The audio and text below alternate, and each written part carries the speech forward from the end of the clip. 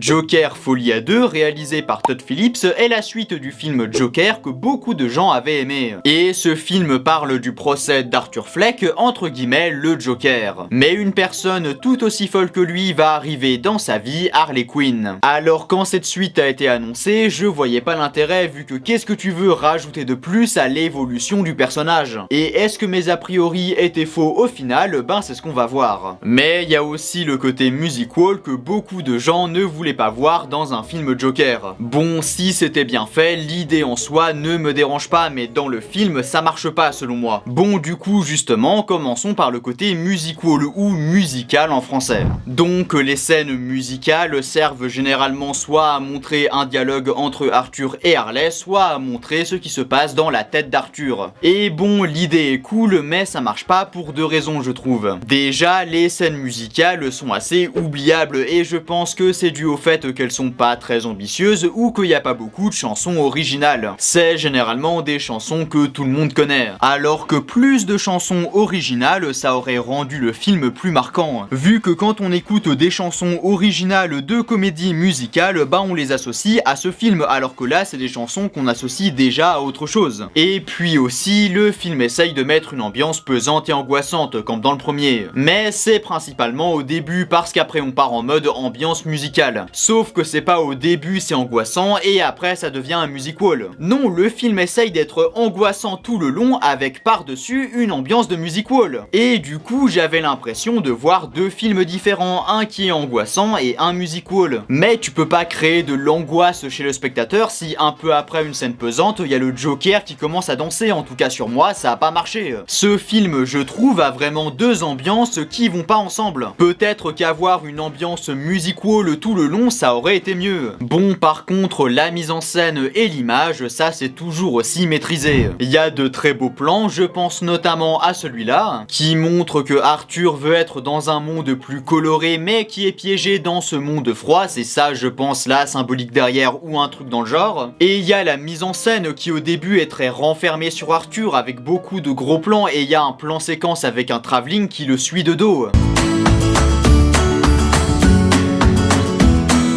Alors, un travelling, c'est un mouvement de caméra en la faisant par exemple faire bouger sur des rails. Alors il peut y avoir le travelling latéral, avant, arrière, et puis en avoir plein d'autres.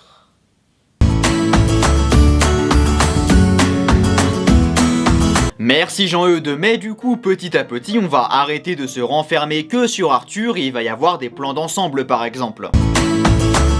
Non mais c'est bon, là on a déjà expliqué ce que c'était dans une autre vidéo. Donc s'il y a cette évolution, c'est car Arthur commence à ne plus se renfermer que sur lui-même, il pense à quelqu'un d'autre, qui est donc Harley Quinn. Mais justement, parlons des personnages. Alors le film se concentre sur la psychologie d'Arthur Fleck et de sa possible double personnalité qui serait le Joker. En fait, tout le film c'est le procès qui va essayer de déterminer si Arthur a une double personnalité ou non. Mais le film se concentre aussi sur sa relation avec Harley Quinn. Et donc, premier point, Harley Quinn n'est pas très intéressante je trouve. Bon, elle sert quand même à faire que Arthur s'assume en tant que Joker. D'ailleurs, c'est ça qui fait que leur relation est toxique vu qu'elle aime le Joker mais pas Arthur. Mais autrement, elle n'a pas beaucoup de personnalité et elle n'a pas d'évolution de personnage, ce qui fait qu'elle n'est pas très intéressante à suivre je trouve. Contrairement à Arthur qui lui a la même personnalité que dans le premier, mais il a aussi une évolution. Bon, alors là je vais devoir spoiler, donc passez au chapitre suivant si vous voulez. Donc du coup vers la fin Arthur se rend compte qu'il n'y a que lui dans sa tête et que le Joker est parti ou n'a carrément jamais existé. Et c'est pour ça qu'on retrouve les escaliers du premier film, vous vous souvenez sûrement de cette scène, qui symboliquement voulait dire que Arthur descend la pente pour devenir le Joker. Sauf que là il remonte les escaliers, donc il remonte la pente, donc il redevient plus qu'Arthur Fleck, en tout cas c'est comme ça que je le comprends. donc il meurt en tant qu'Arthur Fleck. Parce que oui, si vous avez vu le film, vous savez que Arthur meurt tué par un gars qui le poignarde. Donc oui, Arthur a bel et bien une évolution. Et ce que j'ai bien aimé, c'est que le gars qui l'a tué, après on le voit en arrière-plan se faire le sourire du Joker, pour montrer que le Joker c'est plus une personne mais un symbole et que tout le monde peut être le Joker. Et j'aime bien l'idée, je trouve que c'est une plutôt bonne fin. En plus, cette fin est cohérente avec le message du premier film qui était la violence n'est pas une solution à nos problèmes. Et là, ben c'est le karma vu que c'est la violence qu'il a créée qui cause sa mort car c'est un de ses fans révoltés et déçus de lui qui l'a tué. Mais bon, du coup, c'est une répétition du premier, il n'y avait pas besoin de faire un deuxième film pour nous le rappeler. D'ailleurs, vu qu'on est en partie spoil, je vais pouvoir parler de l'intro en dessin animé. Déjà, l'idée de mettre un cartoon inspiré des Looney Tunes avant un thriller psychologique, c'est original, mais ça sert déjà à rappeler la fin du premier, mais surtout à introduire la thématique principale du film qui est la double personnalité d'Arthur, vu qu'on voit l'ombre d'Arthur qui représente le Joker prendre sa place. À part ça, dans les points en vrac, les acteurs sont bons, donc principalement Joaquin Phoenix et Lady Gaga, mais aussi la musique est très bien, que ce soit la musique angoissante ou celle pour les parties musicales. Bon, en conclusion, Joker Folie à 2 c'est loin du premier. Après, il y a des points positifs comme la bonne mise en scène ou des images assez belles. Aussi, comme je l'ai dit en partie spoil, contrairement à ce dont je m'attendais, Arthur a bel et bien une évolution. Mais l'aspect musical n'est pas très bien intégré au film, je trouve, même si l'idée est originale. Comme je l'ai dit en partie spoil, le message est une répétition du premier,